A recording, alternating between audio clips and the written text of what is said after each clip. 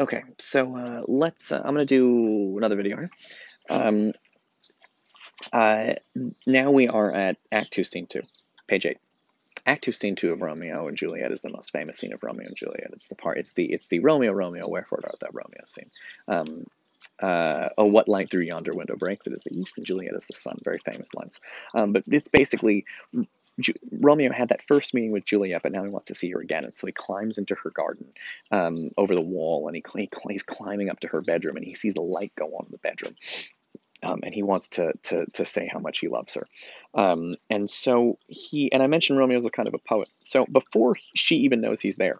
Like, he just sees the light in the window and imagines that it's Juliet. He starts composing like a kind of poem to her about how she's like the sun and she's so beautiful, and so that begins the speech at the bottom of page 8. Let's take a look. Um, Oh, Romeo hears Mercutio, by the way. It says, he jests at scars that never felt a wound, meaning he makes fun of me for being in love, but he's never been in love. He doesn't even know what love is. He sees the light and Juliet up above, and he says, but soft, what light through yonder window breaks? It is the east, and Juliet is the sun. Um, this is a pretty standard, normal poetry thing to say about a woman. That you're so important to me, you are like the sun. It's a pretty standard metaphor. It's not that interesting of a metaphor. It's pretty normal. It's not special. Romeo is talking about her the way all poets talk about all women they're in love with. Romeo is a poet, but what I will be arguing is he's not super good. Um, he's not. He's in love with Juliet, but these are like cliches. These are like standard ways, poetic ways to talk about women. So let's get started on this. We'll cover this scene more next time, but I just want to kind of get started on it now so you can see Romeo and his sort of poetic craziness. It is the east, and Juliet is the sun.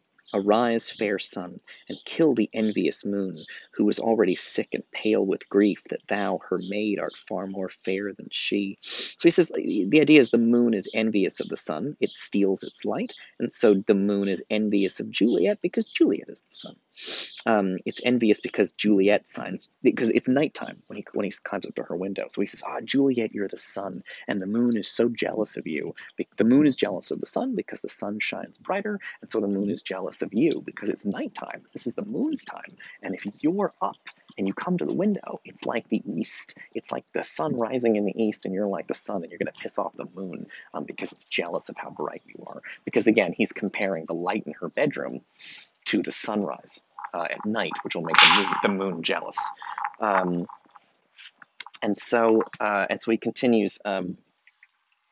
Her vestal livery is sick and green, and none but fools do wear it. People that worship the moon, if you know anything about sort of moon worship in cults, ancient Greece, that kind of thing, Diana is the goddess of the moon. Diana is famously a virgin goddess, and so he sort of makes fun of people that worship the moon, because it's a thing for sort of, it's like a virgin women that worship the moon, and of course Romeo is interested in love, both physical and emotional love, and so he sort of makes fun of those sick green people, green because they just don't have enough energy, they're kind of weak, from not having sex, really is sort of the joke. But they're sort of virgins, and they worship the moon. But Romeo's not like that. Romeo's not some virgin worshiping the moon. He wants real physical love, and so he worships Juliet. Um, Arise, fair sun, and kill. I did the reading.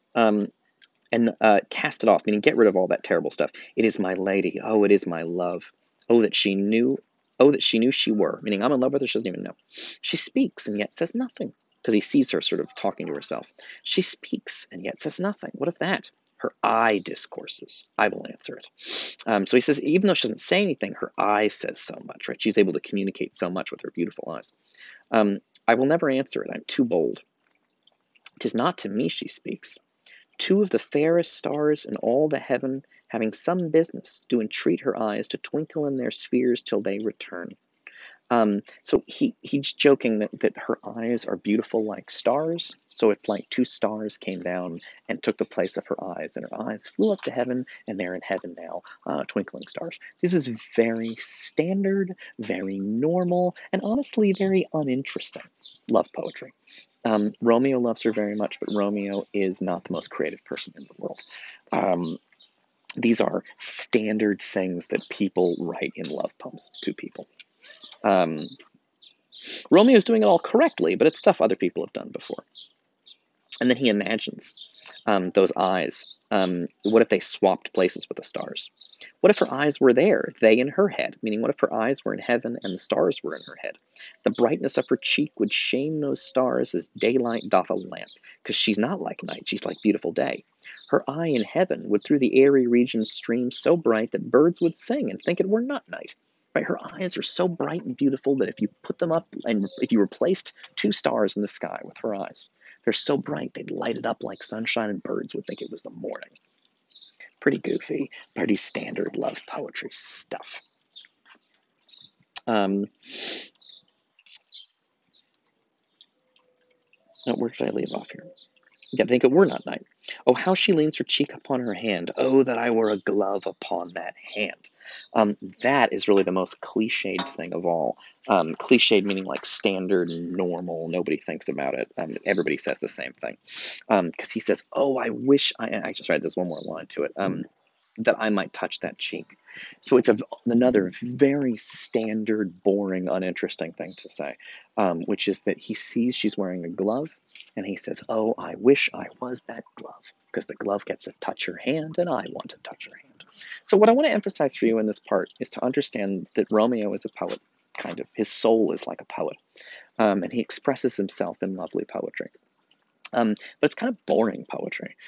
It's standard. You know when you see a superhero movie and they all feel like kind of the same after a while? This is Romeo's. This kind of love poetry is standard and normal. Hallmark Channel makes these Christmas movies, and they're all basically the same. When Romeo talks about how beautiful Juliet is, he is like the Hallmark Channel Christmas movie of love poetry. He just does all the standard normal things. Oh, Juliet, you're so beautiful. You're like the sun. You light up my life. If your eyes are so bright, they're like stars. But if you put the stars in the sky and the stars came down here, your eyes would be so bright they would turn the night to day, and little birds would think it were day. He says the moon is envious of how bright and beautiful you are, and the followers of the moon are virgins, but I worship the sun because I don't want to be a virgin. I want to love you physically and emotionally, and also, and you have a glove on your hand, and I wish I wore that glove. And here we get to my main point. One of my main points. I've already given you a main point about Romeo versus Mercutio, which is that Romeo is interested in love, and Mercutio just thinks about fucking. And he thinks love is just a fancy word for fucking, whereas Romeo thinks love has spiritual power. It's something important. The next contrast we're going to get in the play is really, I think, the centerpiece of Romeo and Juliet, which is that Juliet is now going to start speaking, and you're going to get to hear her side of things. Juliet is a very powerful character. Juliet is like, to me, I don't know how to put this. She's so much smarter than he is. This often gets lost in movie adaptations. Even the Baz Luhrmann Romeo and Juliet, which I really enjoy, she gets a lot of her lines cut. And so it makes her seem like him, a sort of dopey teenager. But Juliet is...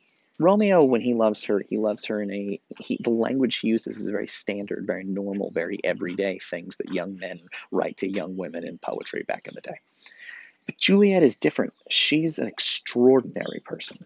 Juliet's the power of Juliet. Romeo loves Juliet very hard for him. He really loves her, and he thinks about her, and he writes her kind of love poetry. But Juliet has an infinite amount of love. She is capable of she's the most powerful, loving character I've ever seen in literature.